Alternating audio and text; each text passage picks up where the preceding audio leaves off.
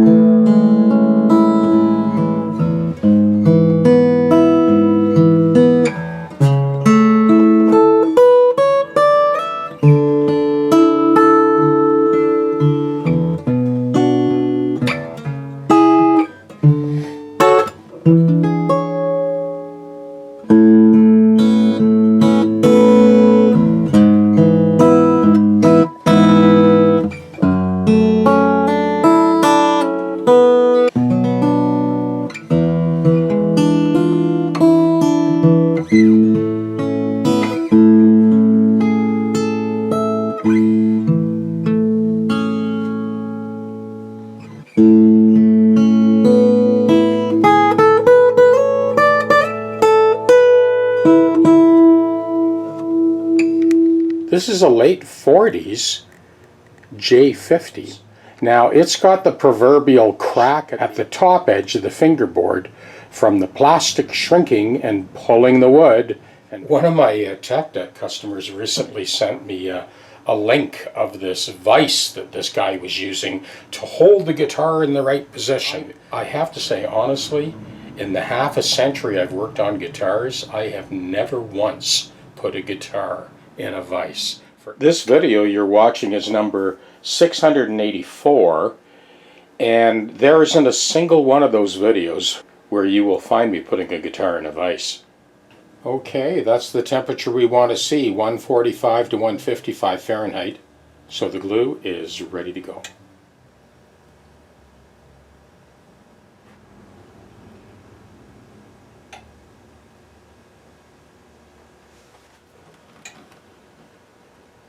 So I'm just loosening the string tension off now.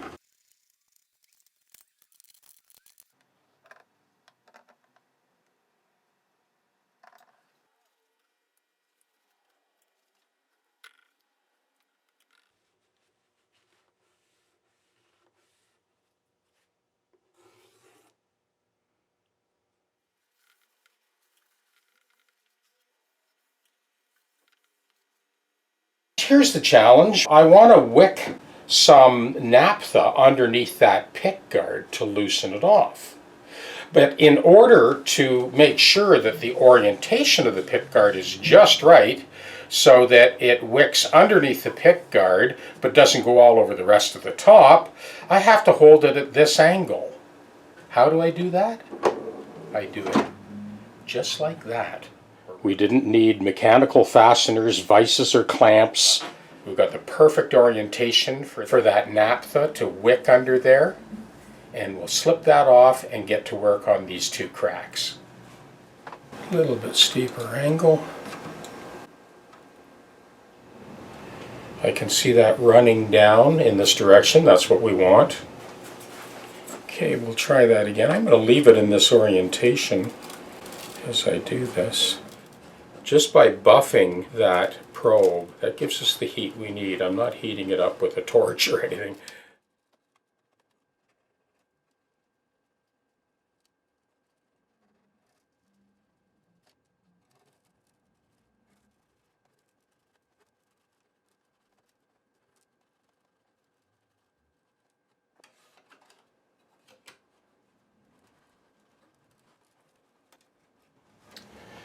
As you can see, there is a little bit of wood fiber here, just a hint of it here and here. So these are the cracks that we want to take care of. We have relieved a tremendous amount of stress from the top by releasing this plastic. And these cracks are testament to just how much stress there was. And this is about 1947, 48, this guitar. So you think about it, you do the math, it essentially took about 75 years for that to pull and crack the top like that.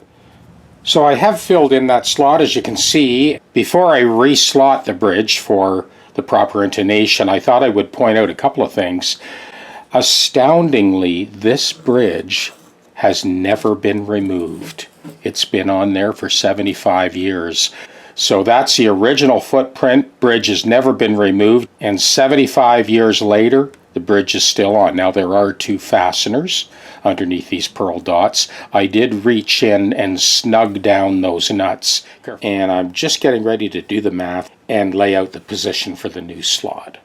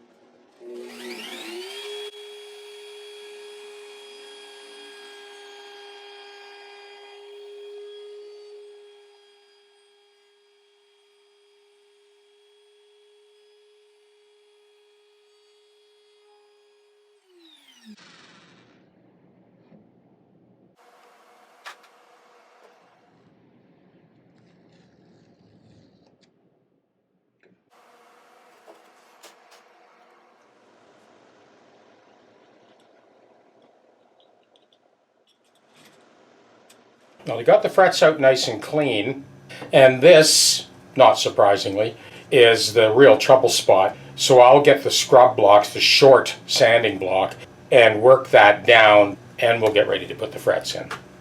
So when I put that straight edge on there, I've got this neck as straight as we can possibly get it. If I move it up to here, you can see it's fairly straight. There's a little bit of discrepancy here that we will take care of, but when I move it up full length, it's obvious that this is the trouble spot. So that's what I mentioned a second ago. We're going to sort of scrub that down. Otherwise, the lay of the neck is pretty good on this guitar.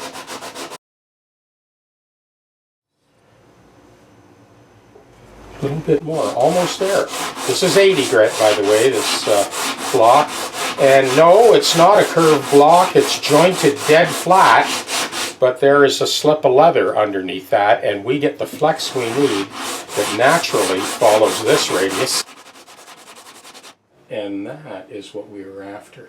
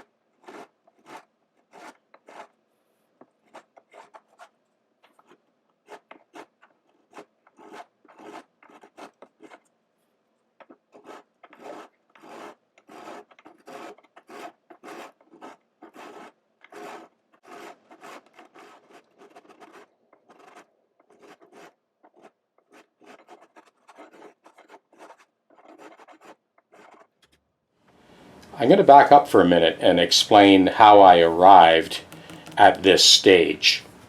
First of all, I started with this piece of Brazilian rosewood that a patron had donated to me many years ago, and I'm still kind of farming bits and pieces out of that original chunk that he gave me. So I started by slicing this on the bandsaw, and then I face jointed and edge jointed the piece, and then I traced it and cut out this piece. And this piece is what I used to create that filler you were just looking at in the bridge. For this next step, I'm just blending. Got a little bit of smoked ebony stain here, just to kind of do my best to blend the two. It is two different pieces of woods.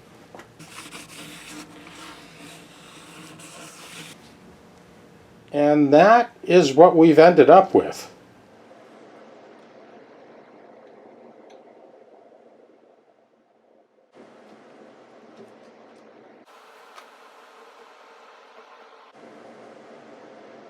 Okay, so we just have that crack at the edge of the fingerboard, and the soundboard has actually lifted up off of that cross brace right where that break is. So we're going to let this set for about an hour. That pulled the soundboard down tight to the brace.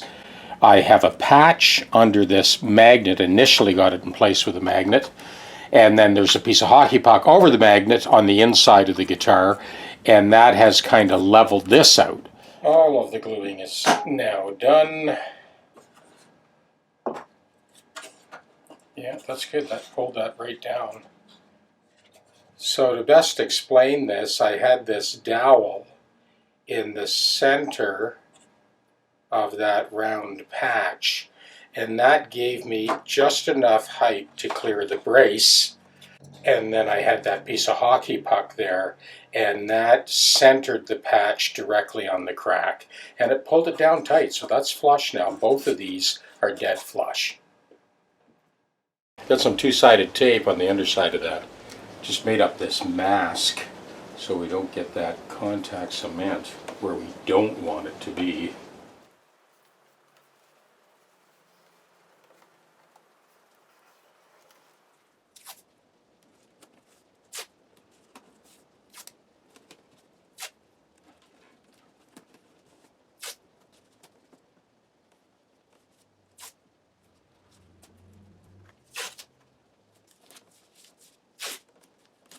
Okay, we're all set up and ready to go. I will bring you in after the fact because for maximum adhesion, this whole operation is supposed to happen in 15 seconds. Be right.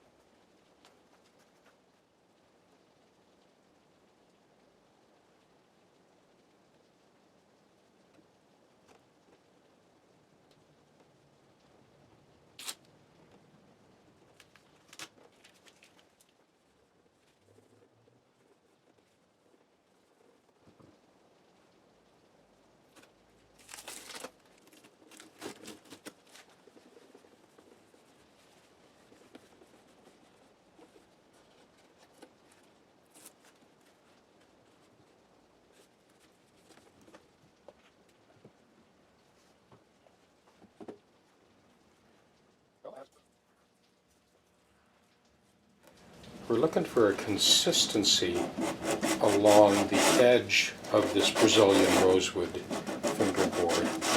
I am taking some of the paint off at the body junction where it kind of blackens. The overspray kind of went over the edge of the rosewood. So I'm cleaning that up so that we end up with a consistency along the entire length. Just this little bit here is black. I have the tongue depressor with a slip of leather on there, and that it gives me the sanding pad that I need.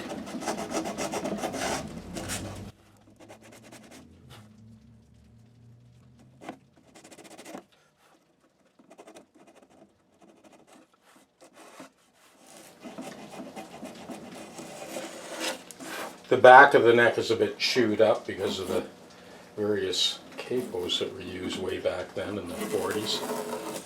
So there's a few marks on the back of the neck.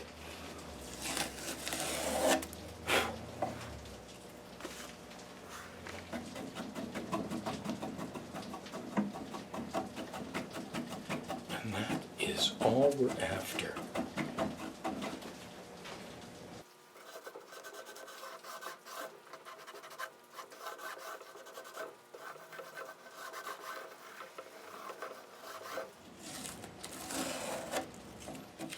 Okay, we're ready to put the strings on.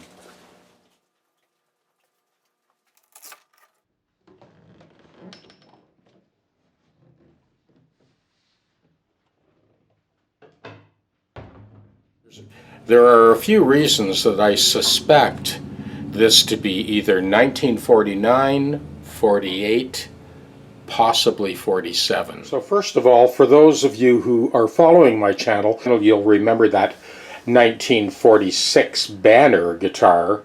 1946 was the last year for that Banner logo. You'll also remember that that one did not actually have the Banner emblem, only a Gibson is good enough. On the headstock it only had that script style logo.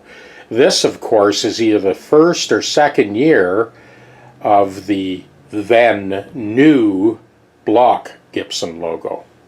So that's one thing. The other thing that's kind of a telltale sign of the earlier models is the braces themselves. These back braces are sawn. They're not carved. Now, the other thing that is indicative of that period between 1947 and 1950 is that this guitar does not have a plywood bridge plate. It is a solid maple bridge plate. That is another clue that this is pre-1950. Of course, another clue is I just worked on a 1950 J-50 for Brian, and it did have that plywood bridge plate. This one doesn't. So that bridge seems to be holding just fine. I glued it up yesterday. If you remember, I slipped that hot hide glue into the crevice between the foot of the bridge and the wood of the top. Glued that up, let it set overnight, and it's holding just fine. That proverbial hump that you typically see after years and years of string pull, the fingerboard extension eventually stands a bit proud, but we corrected that when we had the frets out. So this guitar is now 100% functional, and of course it now plays perfectly in tune. Well, you can see the footprint of the original slot that had the adjustable saddle in it. You can see how much the saddle had to be moved in order to line this guitar up. There's lots of builders, I believe Loudon is one of them, but Takamine started this years ago using two saddles, where they have a saddle that covers the low E to the G string, and then a separate saddle for the two top strings that is canted a little bit, and there's a separate slot cut for it. I managed to get everything out of one piece of bone by cantilevering these two strings back past the original slot that you saw me cut earlier. I'm not exaggerating when I say this guitar wasn't even close to being in tune, and has never been in tune until now. So here we go, a moment of truth.